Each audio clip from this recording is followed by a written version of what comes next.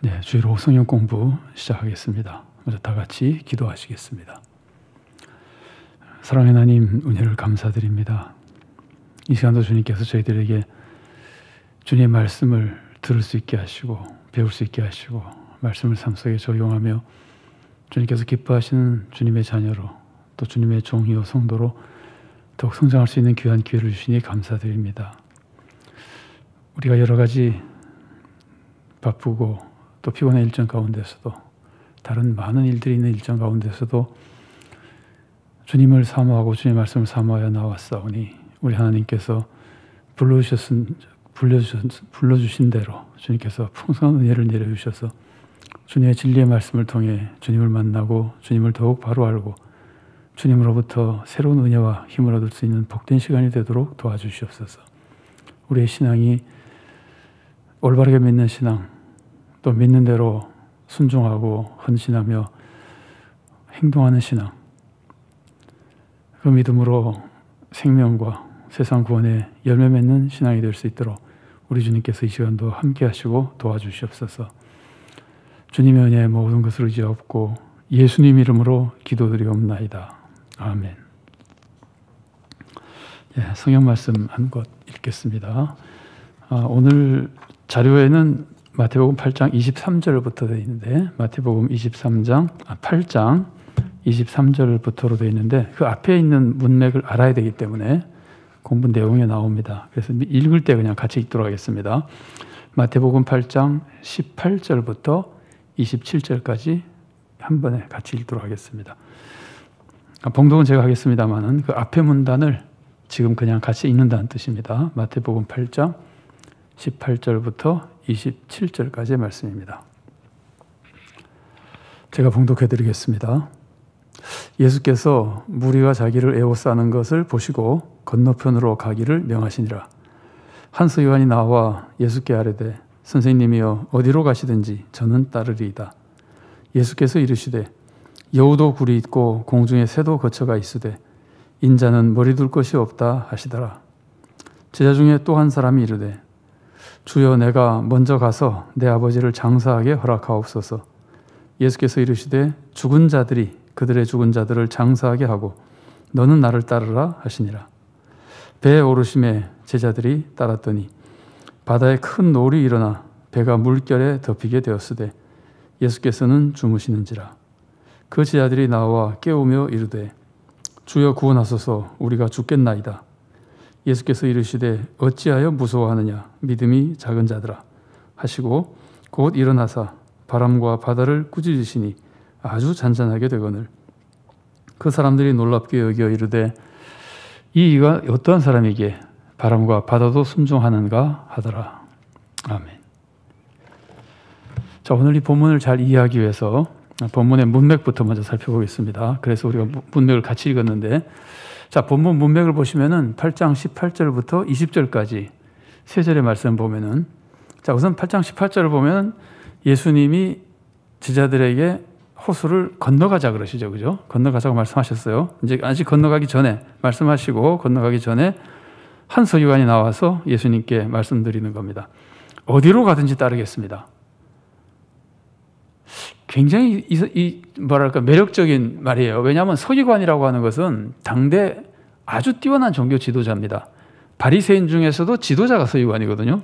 대체로 서기관은 바리새인들인데 율법교사, 요즘으로 하면은 신학 박사나 신학교 교수에 가까운 정도의 종교 지도자인 사람입니다. 근데 그런 사람이 예수님께 와가지고 어디로 가든지 따르겠습니다. 대단한 헌신의 결단이죠. 자, 어쨌든 그렇게 말했습니다. 그러니까 예수님이 답변하십니다. 아주 우리가 잘 아는 유명한 답변이죠. 여우도 굴이 있고 공중에 새도 거처가 있으되 인자는 머리 둘 것이 없다. 여기서 인자는 물론 예수님 자신을 가리키는 겁니다. 그러니까 예수님은 거처할 곳도 없이 어렵게 지내신다는 말을 하는 겁니다. 자, 이 말씀이 지금 예수님을 막 따르겠다고 하는 사람들, 이 서기관에 대한 격려의 말씀이니까 그래, 잘했다, 같이 가자. 그렇지 않죠. 격려의 말씀이 아니라 나를 따라오는 것은 굉장히 어려운 일이라는 것을 알려주는 말씀입니다. 그래서 우리가 그냥 흔히 하는 말로 하자면 한 번 더 생각해봐라 이런 뜻이 이 안에 포함되어 있습니다. 이 서기관이 종교 지도자잖아요. 얼마나 자기 스스로 모든 것을 판단하고 결단할 수 있는 그 자격을 갖춘 사람이겠습니까? 그런데도 예수님은 그렇게 쉽게 결단하는 것이, 그렇게 쉽게 결단하고 그렇게 쉽게 말할 수 있는 것이 아니다.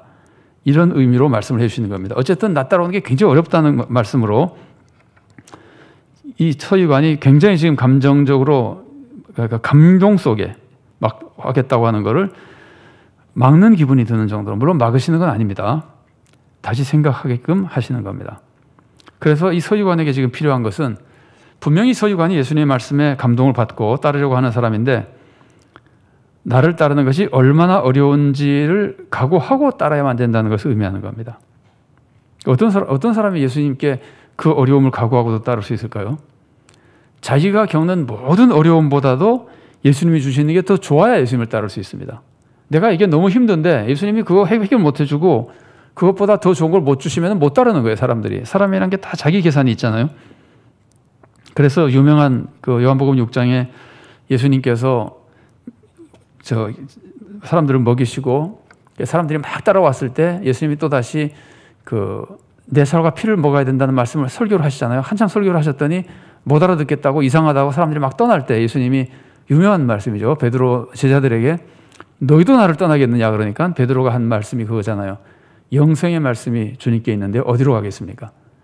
그러니까 주님을 따르는 게 아무리 힘들고 어려워도 주님께만 구원이 있으면 우리는 주님 떠날 수 없습니다. 근데 이 사람도 이제 그런 겁니다. 이제 흐름이 그런 겁니다.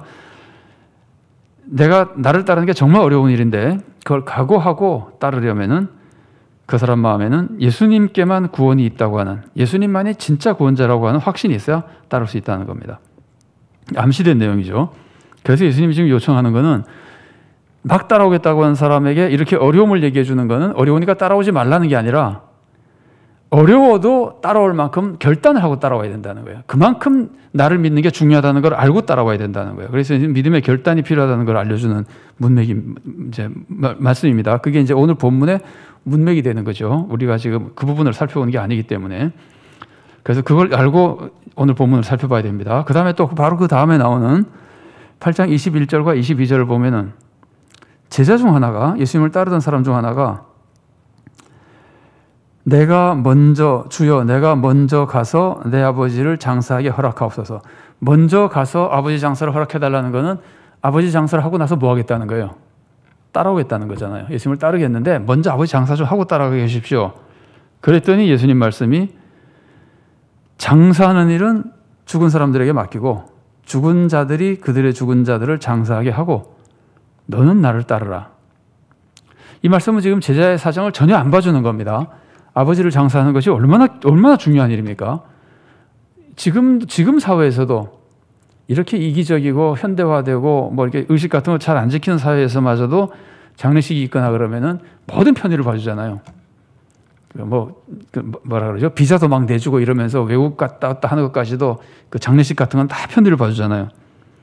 그런데 예수님이 이 사람에 대해서 전혀 사정을 봐주지 않는 모습을 보여주는 겁니다. 물론 이 사람이 지금 막 아버지가 소천했기 때문에 장례식에 가야 된다는 건 아닌 것 같습니다.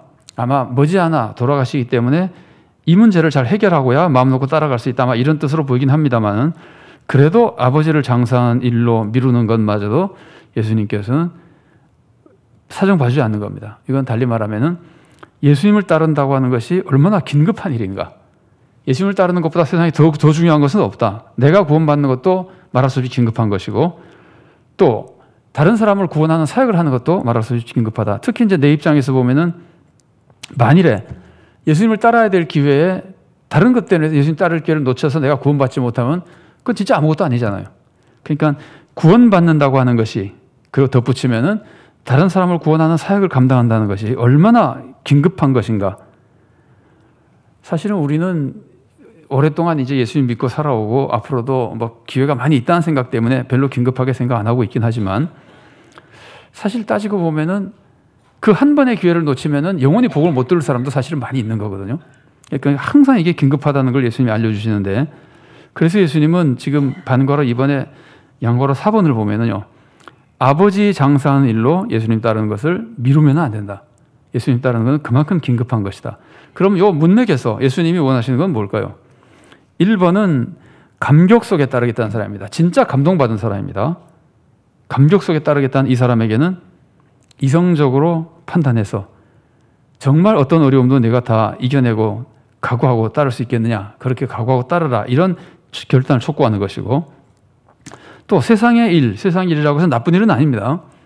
좋은 일이고 세상에서도 꼭 해야 될 일이지만 그런 일마저도 지체하고 있다면 세상 일로 마음이 나뉘지 말고 확고한 결단과 열정을 가지고 나를 따르라고 촉구하고 있는 겁니다.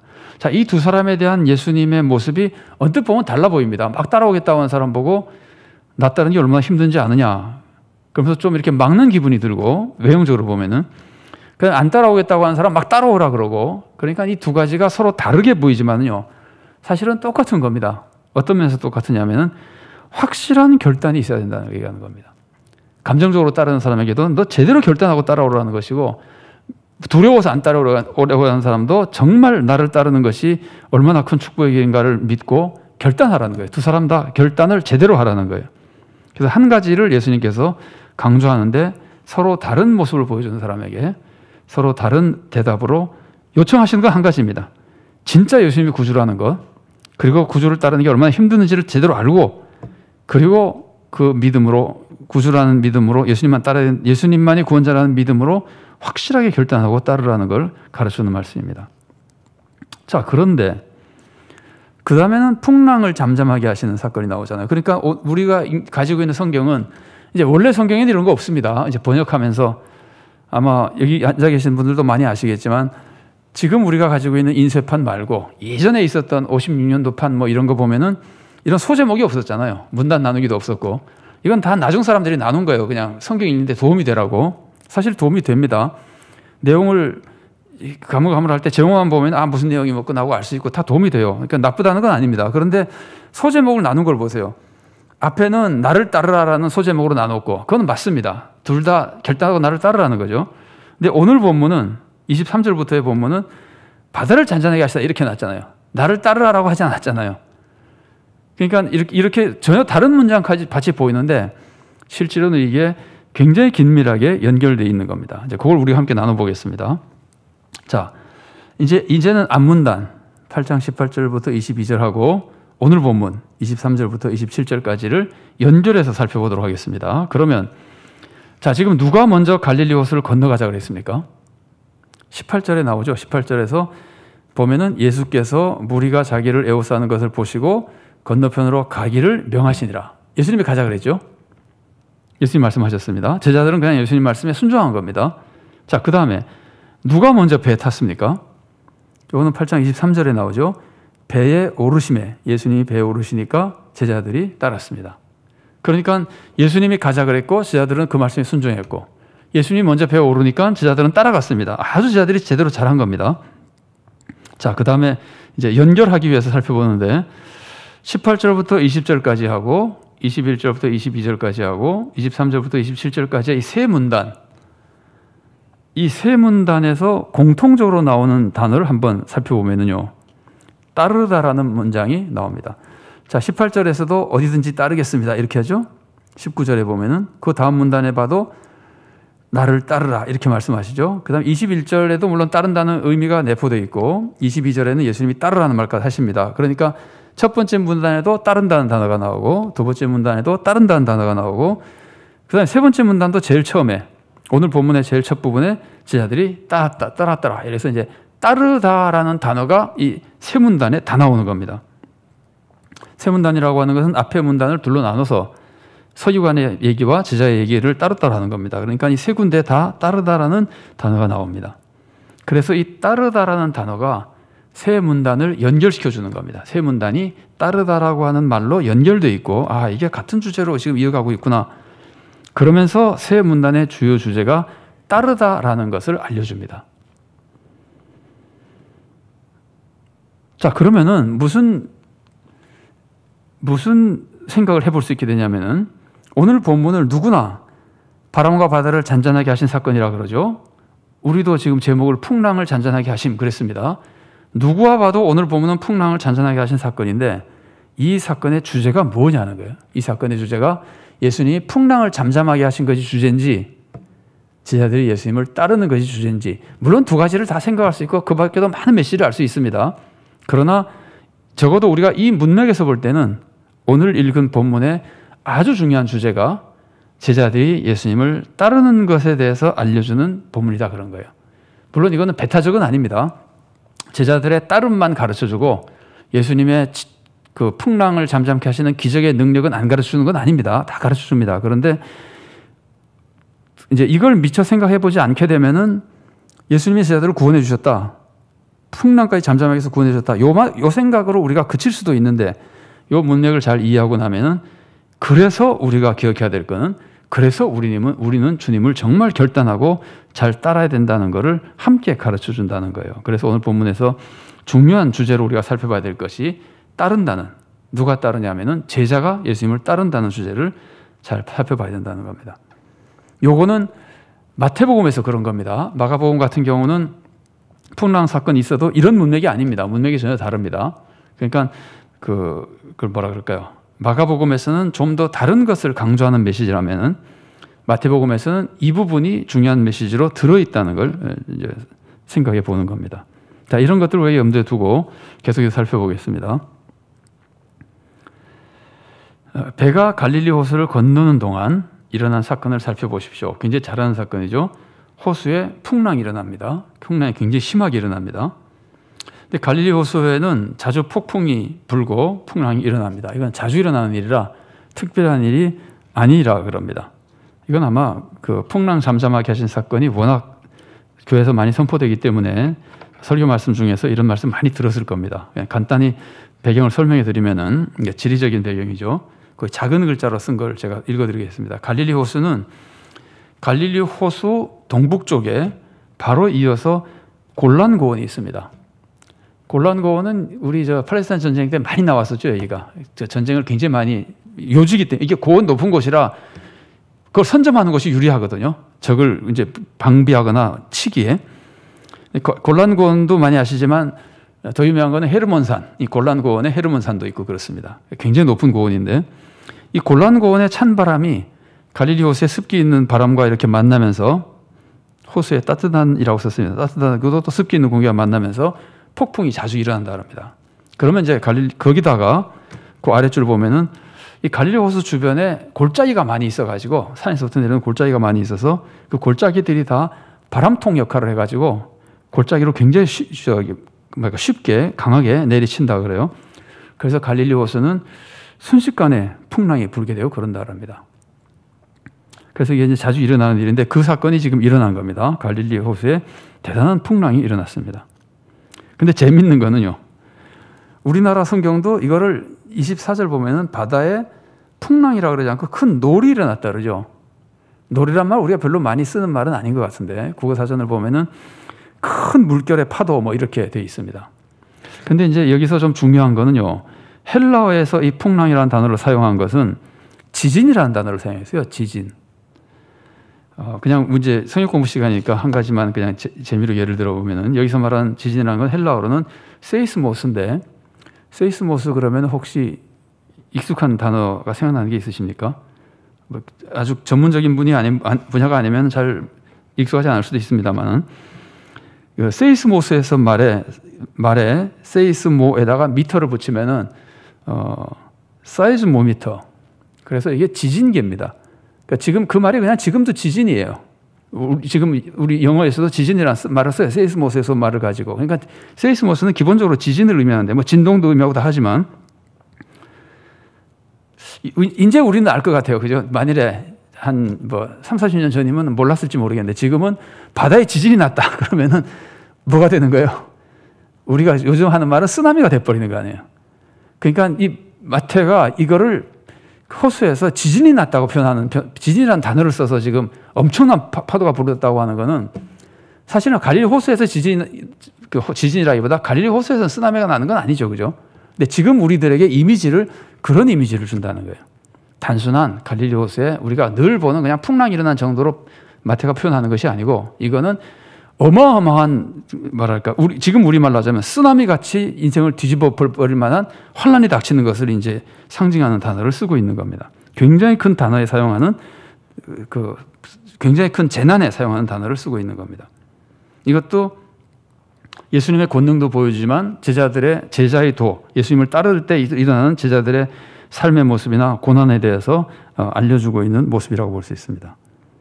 자, 그래서 이제 제자들이 물론 처음에는 자기 힘으로 풍랑을 헤쳐나라고 했겠죠. 그러니까 안 되니까 예수님께 도와달라는 거죠. 그래서 제자들이 나중에는 예수님께 도와달라 그럽니다. 이게 지금 보면은 25절 보면은 그 제자들이 나와 깨우며 이르되 주여 구원하소서 우리가 죽겠나이다. 그러니까 어부 출신들이 풍랑을 만나가지고 우리가 죽게 생겼습니다라고 할 정도니까 애쓰다 도저히 못해서 하는 말이잖아요. 그러니까 제가 3번, 4번에 쓴 제자들의 모습이 그겁니다. 처음에는 자기 힘으로 해치려고 했으나 도저히 안 돼서 예수님께 도움을 청했다. 예수님께 도움을 청하는 것은 그냥 기도하는 모습이죠. 예수님이 주님이시고 도움을 청하는 거니까 사람이 하나님께 기도하는 것과 그냥 같은 모습입니다. 예수님께 도움을 청하는 것은 믿음이 있는 겁니까? 없는 겁니까? 있는 거죠. 그죠? 이건 믿음의 기본이에요. 도와달라 그러는 것은 믿음의 기본이에요. 믿음이 있는 거예요. 이걸 염두에 두고 있겠습니다. 믿음이 있는 게 분명한데 예수님은 꾸짖잖아요. 나중에 믿음이 없다고. 그러니까 이제 이걸 기억하고 있어야 됩니다. 믿음이 있는 모습입니다. 사실은. 그러고 이제 예수님께서는 그때 주무시고 계셨고 제자들이 깨우며 살려달라 그러니까 예수님이 제일 먼저 제자들의 믿음 약한 것을 꾸짖으십니다. 왜 이렇게 믿음이 작으냐? 어찌하여 무서워하느냐? 26절입니다. 예수께서 이르시되 어찌하여 무서워하느냐?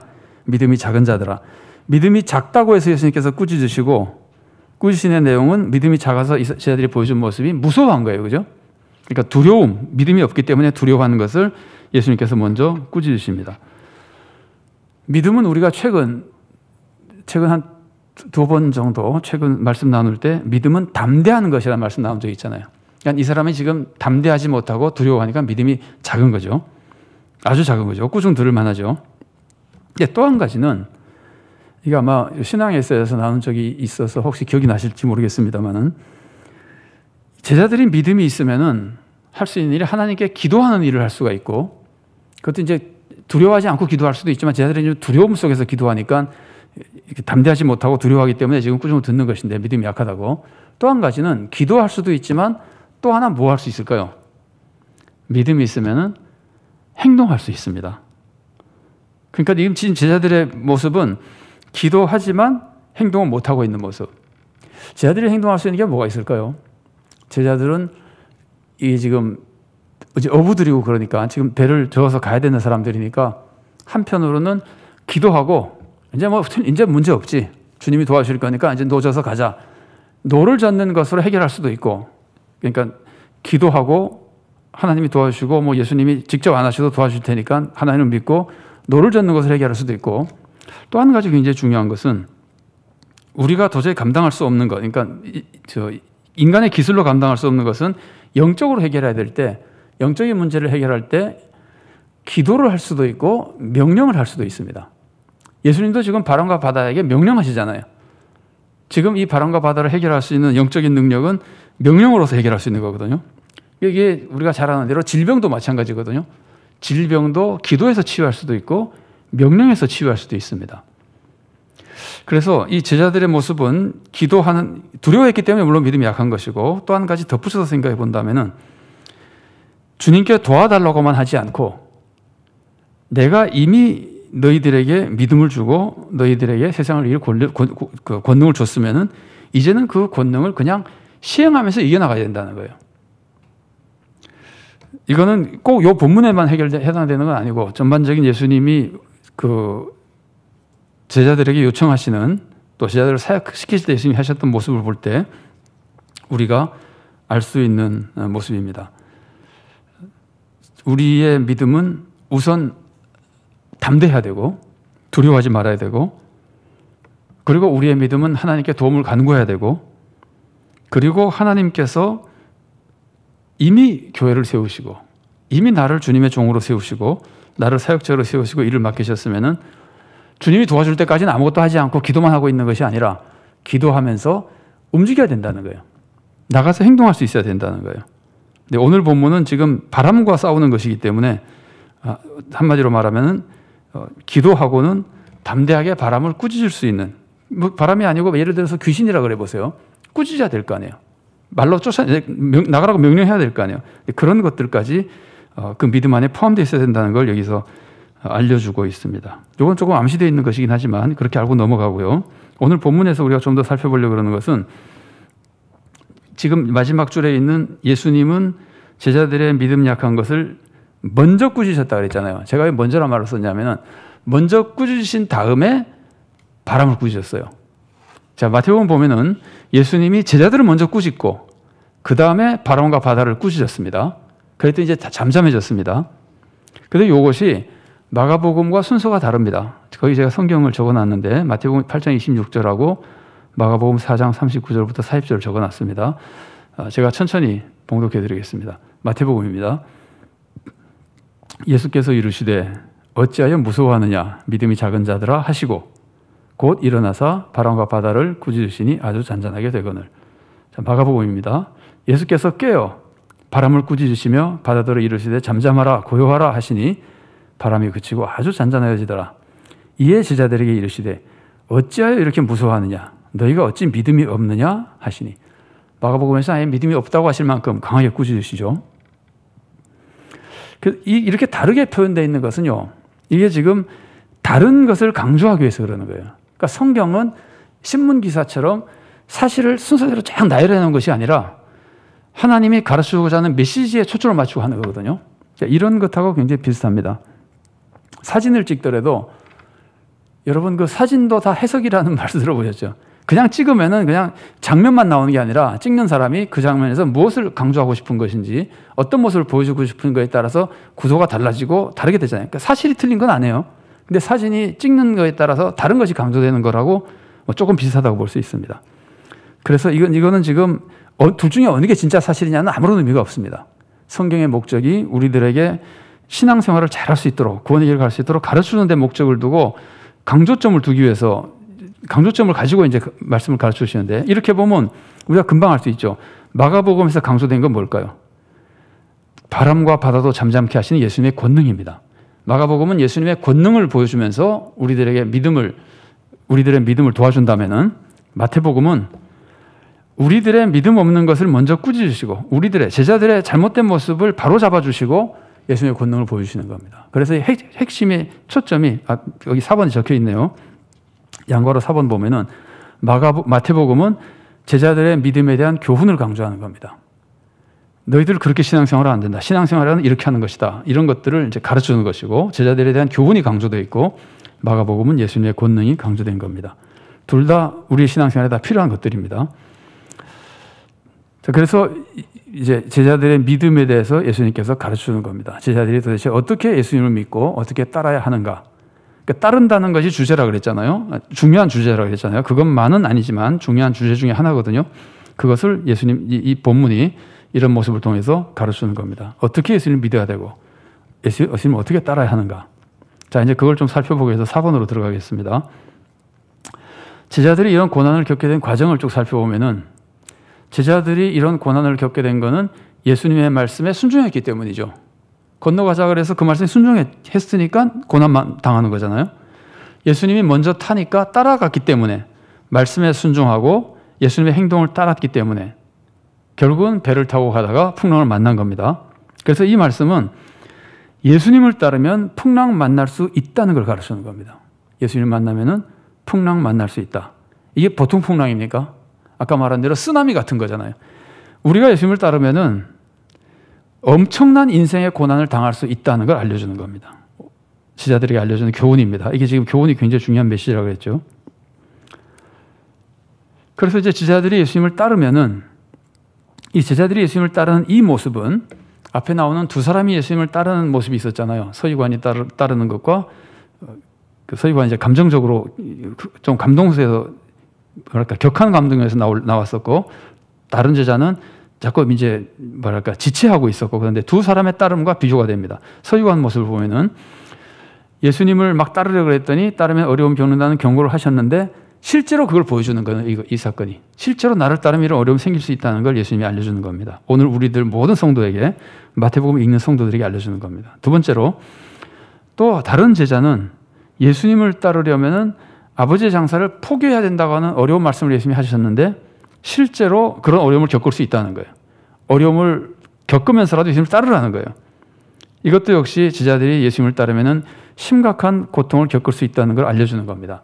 이 두 문맥에 나오는 두 따름이 예수님을 따를 때는 어려움이 있다는 걸 알고도 예수님을 믿고 결단하고 따르라는 것인데, 그 모습처럼 예수님을 실제로 따른 제자들이 어려움을 겪고 있는 겁니다. 5번으로 들어가겠습니다. 자, 예수님을 따른 제자들의 겪은 일을 살펴보면은 예수님의 제자들은 예수님을 따랐더니 무시무시한 풍랑을 만났습니다. 그런데 이제 중요한 것은 거기서 그치는 것이 아니라는 거예요. 풍랑을 만나는 것으로 그치는 게 아니라 그 풍랑에서 구원받습니다. 왜 구원받습니까? 여기서는 예수님을 따랐기 때문에, 예수님을 따랐기 때문에 풍랑을 만났지만 예수님을 따랐기 때문에 누가 함께 하시는 거예요? 예수님이 함께 하시고 예수님이 다 책임지는 거예요. 그래서 예수님을 따르는 것은 풍랑을 만나는 어려운 일이지만 막상 따르면은 항상 주님이 지켜주신다는 거예요. 풍랑에서 지켜주신다는 거예요. 그것만이 아닙니다. 지켜주시기 때문에 그냥 이런 거하고 똑같습니다. 자, 만일에 안전만 생각하면은 따라갔는데 풍랑에서 건져주셔도 안전한 거죠. 따라가지 않고 그냥 육체 편안히 있어도 안전한 거죠. 안전에 대해서는 똑같죠. 그런데 따라갔다가 구원을 받으면 어떤 유익이 있는 거죠? 예수님의 권능을 체험하는 유익이 있는 거잖아요. 그냥 예수님 안 따라갔으면은 뭐 풍랑 만난 일도 없고 편하긴 하지만 아무런 체험이 없습니다. 그러나 예수님을 따라갔더니 풍랑을 만나서 고생은 했지만 예수님을 만났잖아요. 예수님의 권능을 체험하잖아요. 그래서 3번이 그겁니다. 예수님이 메시아라는 것을 체험하는 믿음 성장의 축복을 얻게 되고, 두 번째는 그 믿음 성장한 모습을 성경 인용해 놨으니까 제가 읽어드리겠습니다. 마태복음 8장 27절 말씀입니다. 그 사람들이 놀랍게 여겨 이르되 이가 어떠한 사람이기에 바람과 바다도 순종하는가 하더라. 귀신 쫓아내고 병 고치는 걸 봐왔는데도 바람과 바다가 순종하는 것을 보고 한 단계 더 놀라는 거예요. 야, 정말 이분은 보통 사람이 아니구나. 그러면서 이제 이게 사실은 예수님이 하나님의 아들이라는 신앙 고백에 해당되는 것이라고 볼 수 있는데요. 따라왔기 때문에 이런 체험을 하는 겁니다. 믿음이 놀랍게 성장하는 겁니다. 근데 그것만이 아닙니다. 따라갔더니 어디로 가는 거죠? 따라갔더니 그 다음 성경 아까 안 읽었는데 마태복음 8장 28절 보면은 가다라 지방에 가서 귀신 들린 사람, 우리가 잘 아는 군대 귀신 들린 사람 만나잖아요. 군대 귀신 들린 사람을 만나가지고 예수님께서 그 사람을 쫓아내시는 것을 곁에서 보게 되고, 조금 확장해서 해석하면은 예수님이 귀신 쫓아내시는 그 사역의 동역자가 되는 겁니다. 제자들이 아직은 한 일은 없지만 예수님의 그 사역에 동참하게 되고 예수님의 그 사역을 보면서 제자들이 훈련을 받게 되는 겁니다. 한 단계 더 믿음이 성장하고 제자로서 성장하는 축복을 받게 되는 겁니다. 그러니까 예수님을 따른다고 하는 것은 그 이제 크게 두 가지 상반되는 얘기 나오는 거죠. 예수님을 따른다고 하는 것은 고난을 받을 위험성이 굉장히 많이 있다고 하는 거. 사실은 예수님을 따르면은 매 순간 고난 당하는 건 아니지만 예수님을 따르면은 반드시 고난 당한다고 생각해야 됩니다. 예수님을 따르는데 고난은 안 당할 수가 없습니다. 왜 그럴까요? 예수님을 따르는데 왜 고난을 받을 수밖에 없을까요? 예수님을 따르긴 하는데 우리가 어디서 사는 거죠? 우리의 삶은 어디서 사는 거예요? 세상에서 사는 거잖아요. 세상에서 사는데 따르기는 누구를 따르는 거예요? 예수님을 따르는 거잖아요. 근데 세상이 예수님을 따릅니까? 세상의 분위기는 예수님을 안 따르는 세상이잖아요. 그런데 우리는 그 세상 안에 살면서 예수님을 따라야 되잖아요. 그러니까 반드시 고난을 따를 수밖에 없습니다. 그래서 경건하게 살려고 하는 자는 박해를 받을 것이라고 말씀하잖아요. 이게 뭐 꼭 기독교를 박해하는 사회에서 그러는 것이 아닙니다. 세상에서 다 자기 욕심대로 자기 이권 챙기면서 그다음에 뭐 소위 말하는 세상 지혜로 살아가는 사람들 속에서는 나는 그 속에서 예수님이 가르치는 대로 살겠다 그러면은 고난 당할 수밖에 없는 거예요. 소외당하거나 우리가 요즘 하는 속된 말로 왕따를 당하거나 아니면은 공격을 당하거나 비난을 당하거나. 그러니까 예수님을 따르는 사람은 이게 두 가지 모습입니다. 예수님을 따르면은 반드시 고난을 당하는 겁니다. 한 가지는. 근데 그 고난이라고 하는 것이 매일 당한다는 뜻은 아닙니다. 당할 때도 있고 안 당할 때도 있을 겁니다. 그러나 예수님을 따르면 반드시 고난을 당합니다. 어려움을 겪습니다. 그런데 또 한 가지 중요한 것은 뭐냐면은 예수님을 따르고 있으면은 예수님께서 어쨌든 다 지켜주십니다. 고난을 아예 면제해 주진 않는다 하더라도 그 고난 속에서 다 건져주시고, 그런데 아예 고난을 면제받는 것만이 좋은 것이 아니라 고난을 겪는 것이 더 좋은 것이, 고난을 겪어야 진짜 예수님을 체험할 수 있게 된다는 말이에요. 고난이 없으면 예수님을 못 본다는 말이에요. 욥이 그랬잖아요.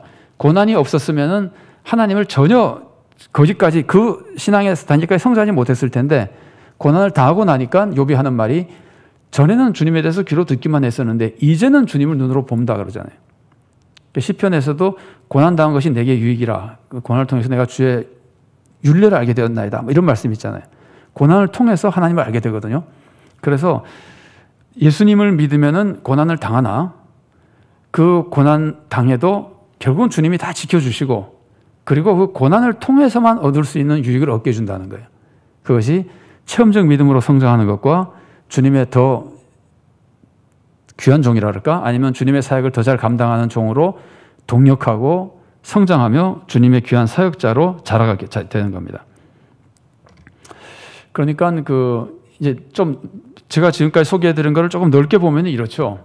첫 번째로 예수님을 따르려고 할 때 예수님이 보여준 것은 나를 따르면 어렵다는 말씀 하시잖아요. 어렵다는 말씀 하시는데, 그렇게 어려워도 주님을 따를 수밖에 없는 것은 결국 예수님이 구원자이기 때문이잖아요. 그러니까 크게 보면은 예수님을 따르면 고난이 있지만 예수님만이 구원자이기 때문에 어떤 어려움이 있어도 따라야 됩니다. 사실은 이때는요, 고난에서 안 건져도 따라야 됩니다. 고난에서 아무런 유익을 얻지 못하고 세상에서는 고난으로 얻는 거 하나 없이 계속 고생만 하다가 죽는다 하더라도 따라야 됩니다. 왜냐하면 그래야 구원을 받으니까, 예수님을 따라야 구원을 얻으니까. 이건 이제 영생과 관련된 것이고, 주님만이 영생을 주는 분이기 때문에 주님을 따를 때는 고난이 있다는 걸 알고도 따라야 됩니다. 그리고 반드시 고난이 있다는 것을 알고 각오하고 따라야 됩니다. 그런데 실제로 따라 보면은 세상에서는 온갖 고생만 하고 나중에 천국에서 영생만 얻는 것이 아니라 이 세상에서도 그 고난을 통해서 우리가 말할 수 없는 은혜를 입는다는 거예요. 믿음이 성장하고 인격이 성숙하고 하나님이 기뻐하신 종이 되고 하나님과 교제하며 기쁨이 넘치는 삶을 살게 되고 보람된 삶을 살게 되고 열매를 맺게 되고 주님의 사역에 동참하게 되고 이런 복된 삶을 살게 된다는 거예요. 그러다가 천국의 영생까지 얻게 된다는 거예요. 자, 그래서 이제 이걸 전제로 하고 이제 메시지를 정리해 보면은 이렇습니다. 6번입니다. 본문의 메시지를 생각해 보십시오. 이렇게 썼는데, 예수님의 권능을 먼저 보여줍니다. 예수님은 메시아입니다. 예수님만이 구원자입니다.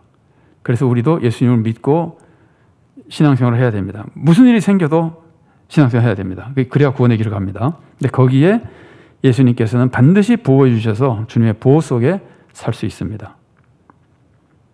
예수님이 함께 하신다는 말씀이 마태복음에도 제일 마지막에 나오잖아요.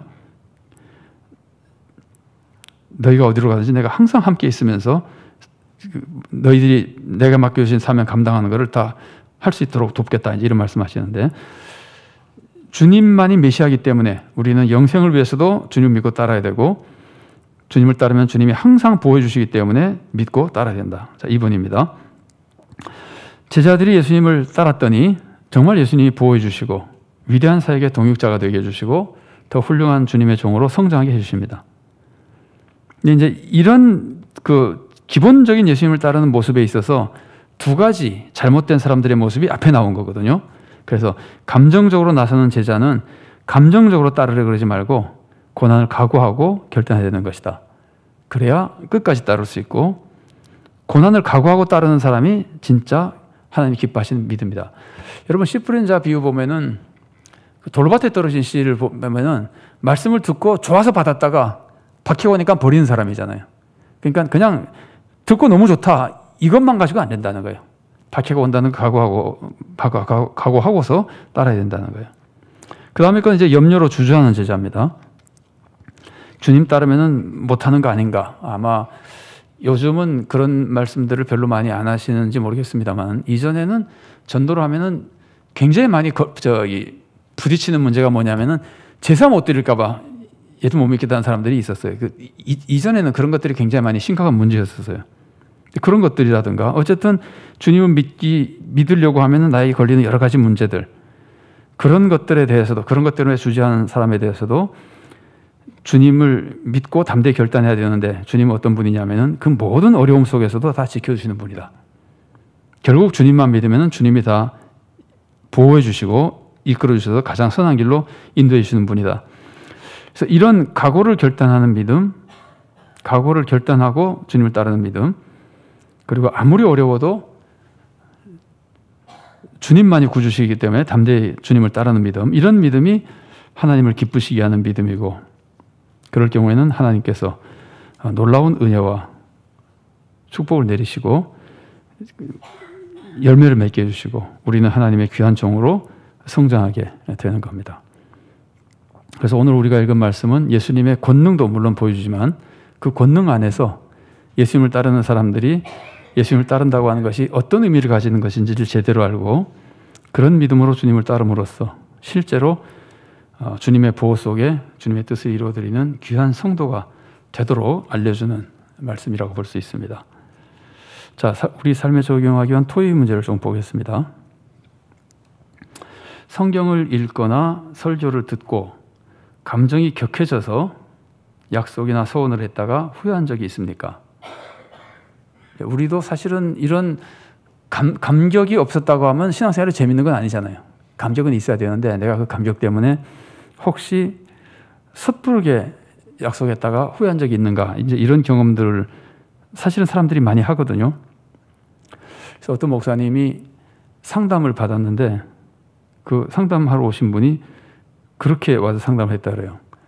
그 전에는 그 70년대에 여의도에서 행사를 많이 했었죠. 뭐 여러 명이 모여가지고 주최 측에서 100만 명이 모인다고 막 그랬었는데 그때 그 외국에서 온 강사분들 중에는 일어서라는 걸 많이 했었어요. 오늘 뭐 예수님 믿기로 결단한 사람 일어서라 그러기도 하고 앞으로 선교사로 헌신하게 한 사람 일어서라 하기도 하고 해서 일어서라는 걸 많이 했었어요. 근데 미국 제가 뭐 교단마다 다 다르니까 그 특정하기는 좀 어렵지만 그런 걸 많이 하는 분들이 있습니다. 집회를 하면은 오늘 예수님 영접한 사람 일어서십시오. 나오십시오. 그래서 기도하고 어떤 분은 이제 그거 한 것을 제가 숫자로 늘 적어놔서 내가 어디 가서 몇 명 뭐라 그러죠? 몇 명 회심시켰다 그러기도 하고 이제 그러는데 제가 막 대학생 때였나 본데요. 제가 섬기는 교회에서도 어떤 강사가 오셔가지고 오늘 이제 예수 믿기로 결단한 사람 일어서시오 그러니까 주님을 뭐 예수님을 나의 주님으로 모시기로 결단한 사람 일어서세요 그러니까 분위기가 일어서는 분위기가 되면요 집사님 같은 분들도 막 일어서요. 그 나중에 저 목사님이 막 뭐라 그러시더라고요. 아니 예수 믿는 지 몇십 년 되고 직분 받아서 신앙생활 잘 하는 사람들이 그런 거에 일어서는 게 어딨냐고. 물론 그때까지 가짜로 믿었으면 일어서야죠. 근데 그 판단을 그 말을 조금 약간 이렇게 좀 혼란을 일으켜가지고 이제 그렇게 하는 경우가 있어요. 근데 어쨌든 이제 그런 것처럼 일어서라는 거에 이제 일어섰던 사람이 몇 년이 지나고 예를 들면 이제 직장 생활을 시작해야 되고 막 이럴 때 야, 내가 이거 그때 선교사 나가는 걸 일어서라 그랬는데 가야 되냐? 지금 직장 생활 해도 되냐? 뭐 이런 거 가지고 상담하러 이제 목사님한테 온 거예요. 그러니까 참 어려운 문제입니다. 감정적으로 감격하고 정말 결단하고 이런 게 있어야 되긴 한데 감정적으로 뭐랄까 행동 같은 거를 그렇게 쉽게 결심하는 거는 주님이 원하시는 것이 아닙니다. 주님이 원하시는 것은 손해봐도 하겠느냐 이걸 원하시는 거예요. 그래서 이제 이런 말씀을 하신 목사님도 있어요. 11조 하면 복을 받는다. 그건 맞는 말입니다. 11조 하면 복을 받는다. 근데 11조 하면 복을 받으니까 복을 받기 위해서 11조를 하는 사람하고 11조를 하면은 당장 내 수입은 10분의 1 줄어든다는 것을 각오하고 그래도 나는 주님께 바치겠다. 나의 주님이시니까 이거하고 어느 게 더 하나님 기뻐하시는 마음이겠느냐. 결국은 복을 주시지만 복 주신다는 걸 믿지 말라는 건 아닙니다. 복 주신다는 걸 우리가 믿지만 적어도 내 마음에는 복을 뭐 오늘 안 주고 10년 후에 주신다 하더라도 지금 나에게 좀 어려움이 있다 하더라도 당연히 나는 하나님께 이거는 바쳐야 되는 거니까 바친다. 하나님을 주님으로 모시고 이런 것하고 이렇게 도박하는 것 같이 요만큼 내면 얼마만큼 주시겠지 하는 이런 마음으로 바치는 것하고 그래서 하나님이 원하시는 것은 어려움에도 불구하고 더 귀중한 하나님의 모습, 하나님의 축복, 약속, 구원 이런 것들을 생각하고 각오하고 결단해야 된다는 것이 이제 오늘 본문에서 특별히 많이 강조되어 있는 겁니다. 1번은 제가 잘잘못을 따지는 것이 아니라 우리들이 그런 경험이 있는가를 생각해보고 앞으로 우리가 판단하고 결심할 때 어떤 마음으로 결심해야 되나, 결단해야 되는 것들을 생각해보는 겁니다. 자, 2번입니다. 설교를 들을 때 그렇게 해야겠다고 생각하고도 행동에 옮기지 못한 적이 있습니까? 굉장히 많죠. 사실 우리가 설교를 들으면 그렇게 해야 되겠구나 해도 또 막상 행동에 옮기기는 굉장히 어려울 때가 많죠. 그것도 또 시간이 지나면 더 그렇고, 이런 것들도 이건 이제 첫 번째는 서기관과 비슷한 모습이라면 두 번째는 그 아버지 장사를 먼저 허락해달라고 하는 제자와 비슷한 모습이라고 볼 수 있습니다. 이제 이런 것들을 우리가 생각해 보면서 주님이 오늘 본문을 통해서 나에게 주신 말씀이 무언가를 찾아보자는 겁니다. 3번입니다. 예수님 말씀대로 살려고 하다가 어려움을 겪은 적이 있습니까? 이건 이제 각자 겪은 경험을 한번 생각해 보는 겁니다. 언젠가 내가 설교를 듣고 그 말씀대로 살려고 했는데 살려 그러니까 이러이러한 어려움이 있었다. 그런데 정말 어려움이 있은 것으로 끝났는지, 그렇게 하다가 어려움이 있고 나서 최종적인 결과는 어떻게 됐는지 한번 생각해 보시자는 겁니다. 우리가 정말 주님 뜻대로 살려고 하면서 고난을 겪었으면 하나님이 반드시 그 이상의 어떤 은혜를 우리들에게 주셨을 겁니다. 만일에 못 느꼈다면 한번 생각해 보면은 지금 다시 느끼게 될 수도 있을 겁니다. 반드시 하나님이 지켜주시고 전혀 다른 각도에서 물질의 손해를 봤으나 영적 은혜를 베풀어 줄 수도 있고, 내가 아니고 내 주위에 다른 사람에게 큰 덕이 끼쳐질 수도 있고, 뭐 여러 가지 있을 수 있습니다. 그런 걸 한번 생각해 보시고 오늘 본문 말씀을 체험적으로 나누려고 그러는 겁니다. 4번입니다. 내가 예수님 말씀대로 살려고 할 때 가장 큰 부담이 되는 것은 뭡니까? 내가 예수님 말씀대로 살려고 하면 가장 큰 부담이 되는 건 뭡니까? 예를 들면은 우리가 다 약점이 있잖아요. 건강이 부담되는 사람도 있을 수 있죠. 그 다음에 재정이나 이런 것이 부담되는 사람도 있을 수 있습니다. 아니면은 그 가족이 나와 의견이 달라서 부담이 되는 경우도 있을 수 있습니다. 네, 그런 모습들을 한번 생각해보고, 그런 모습, 그렇게 부담이 될 경우에 도대체 나는 어떻게 하는 것이 맞겠는지 하는 것을 오는 말씀을 가지고 구체적으로 나의 구체적인 상황에 대해서 생각해 보시고 필요한 것들은 또 결단하시고 하는 시간을 가지려고 하는 겁니다. 5번입니다. 내가 하나님께 가장 간절히 기도하는 것은 어떤 상황, 어떤 주제로 기도할 때였습니까? 오늘 본문에서 가장 간절한 기도는 무언가요? 따르겠다는 걸까요? 살려달라는 걸까요? 살려달라는, 풍랑에서 지하지 살려달라는 거겠죠, 그죠? 자, 그러면 그것도 믿음입니다. 그런데 나는 간절히 기도한 때가 언제였는지, 그렇게 뭐 질병일 때도 있고 경제적인 어려움이나 인간관계 여러 가지 있겠죠, 그죠? 근데 그런 것으로 기도할 때였다는 걸 생각해 보시면은, 자, 그걸 생각하고 나서 한 가지 더 생각한다면 뭘 생각해야 될까요? 내가 가장 간절히 기도할 때가 언제였는가? 내가 이때 굉장히 간절히 기도했었지. 그러면 그때 기도했으면은 그 다음에 뭘 생각해 봐야 될까요? 예수님은 믿음으로 기도하는 사람에게 믿음으로 행동하기를 원하시잖아요. 그때 그러면 내가 그렇게 기도했으면은 나는 그때 어떻게 했었어야 될까? 주님이 해결해 줄 때까지 그냥 있는 것이 맞는 것인지, 물론 상황마다 다릅니다. 그때 내가 기도하면서 무엇을 더 했었어야 될지, 기도하면서 봉사활동을 더 했어야 됐었는지, 그러니까 봉사활동에 교회 사명을 더 했었어야 되는 건지, 아니면은 무언가 순종으로 행동화해서 나가야 됐었는지, 여러 가지를 우리가 그때 상황에 따라서 각자 생각해 볼 수도 있을 것 같습니다. 그래서 기도가 주님이 우리들에게 큰 믿음을 요구하실 때 요구하시는 것은 기도하는 마음, 기도가 두려움 속에서 하는 것과 담대하게 하는 것, 그리고 기도만 하는 것과 주님이 원하시는 또 명령하시는 순종도 함께 하는 것, 이런 것들을 같이 생각해 보면 좋겠습니다. 그래서 신앙생활에 모든 메시지들이 잘 적용이 되고 은혜가 되기를 바랍니다. 자, 같이 기도하시고 주님께서 가르치신 제가 아까 처음에 말씀드렸던가요? 다음 주일 오후에는 처음에 말씀을 안 드렸네요. 이 제일 위에 보면은 제가 성경 공부 시작하기 전에 말씀을 드리려고 썼는데 말씀 안 드렸던 것 같습니다. 다음 주일 오후에는 성경 공부가 없습니다. 왜냐하면 다음 주일이 16일 주일이 임직식인데 그 임직식이 오후 성경 공부를 대신하는 순서이기 때문에 16일 오후 성경 공부가 없고, 그래서 15일은 성경 공부 녹화하는 시간이 없습니다. 착오 없으시길 바라고요. 그 다음에 지난번에 가라지 비유를 말씀을 나누면서 이 부분을 좀 나누지 못한 것 같아서 좀 아쉬움이 있어서 제가 한 말씀만 덧붙이려고 그러는데, 가라지 비유에서 굉장히 중요한 문제는 정죄하는 거잖아요. 정죄하지 말라는 거잖아요. 그러니까 정죄, 심판, 정죄나 심판과 다른 사람을 도와주고 가르쳐주는 것, 정죄하는 것과 조언해주는 것, 이 차이가 어떤 차이가 있겠냐 그런다면은, 지난주에는 외형적인 것만 제가 많이 강조했어요. 외형적인 것은 심판은 죽이려는 것이고 가르치는 것은 살리려는 겁니다. 그러니까 살인을 하지 않더라도 그 사람을 제거하고 죽이려고 하는 것이 정죄의 모습이고, 똑같은 것 비슷하게 얘기를 해도, 예를 들면 그러면 안 된다는 말을 해도, 저 사람 잘못했다는 말을 해도 정죄는 죽이려고 하는 것이고 그 잘못을 고쳐서 살리려고 하는 것이 사랑으로 하는 겁니다. 그러니까 사랑의 조언 혹은 도움.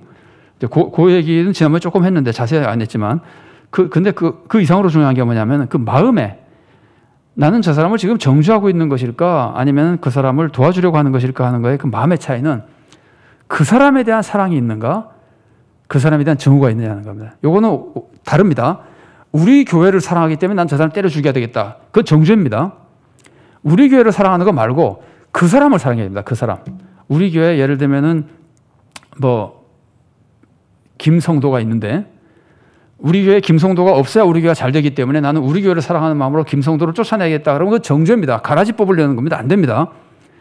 근데 그 김성도가 잘 되기 위해서 내가 김성도를 그냥 둘 수가 없다. 어떻게든지 그걸 좀 말리고 그거는 못하게 하고 충고를 해줘야 되겠다. 그러면은 지혜롭게 못하는 한이 있어도 마음만은 사랑의 마음이잖아요.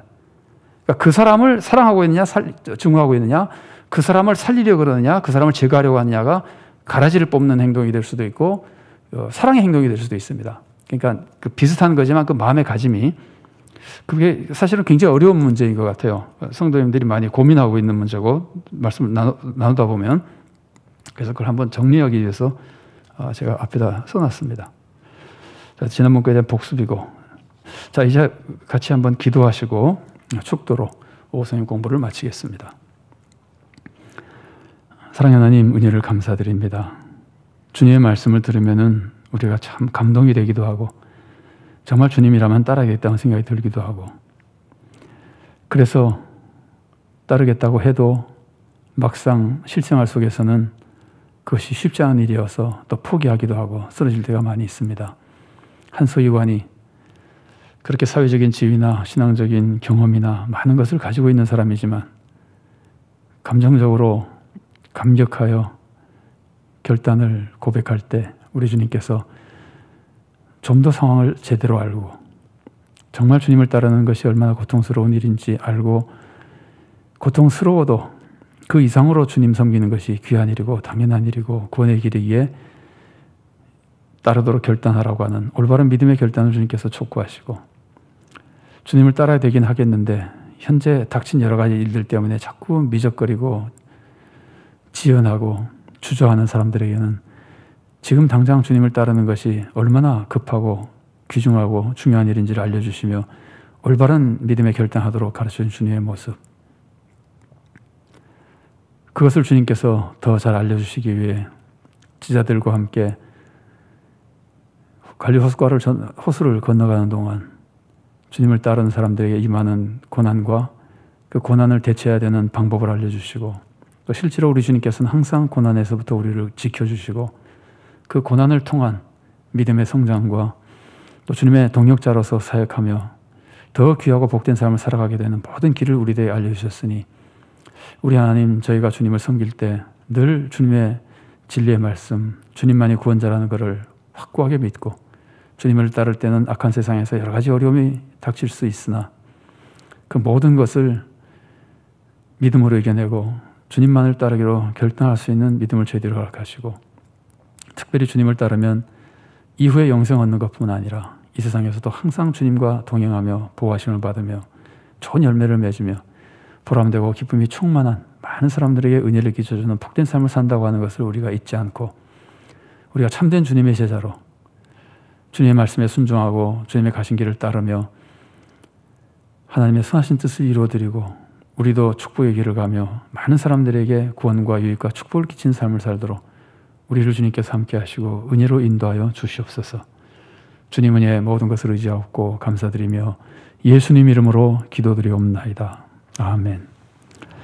주 예수 그리스도의 은혜와 하나님의 사랑과 성령의 교통하심이 주님만이 참 구주이시고 주님께만이 영생이 있다는 것을 확신하여 세상에 어떤 일이 있어도 모든 어려움을 이겨내고 주님을 따르고자 하는 믿음의 결단과 주님을 따르면 고난이 있지만 결국 주님께서 다 지켜주시고 모든 것이 합력하여 선을 이루게 해준다는 것을 신뢰하는 믿음의 결단으로 항상 바르게 주님을 믿고 순종하고 헌신하며 하나님 뜻을 이루어드리고 자신도 구원의 길을 가며 세상에 구원의 축복을 끼쳐주는 복된 삶 살기를 사모하는 사랑하는 주님의 귀한 모든 자녀들 머리 위에 그들의 가정과 하는 모든 사역과 생업 위에 주님께서 세우신 서울산정연 교회 위에 또한 한국교회와 이 나라의 민족 위에 지금부터 영원까지 함께 계시기를 간절히 축원하옵나이다. 아멘.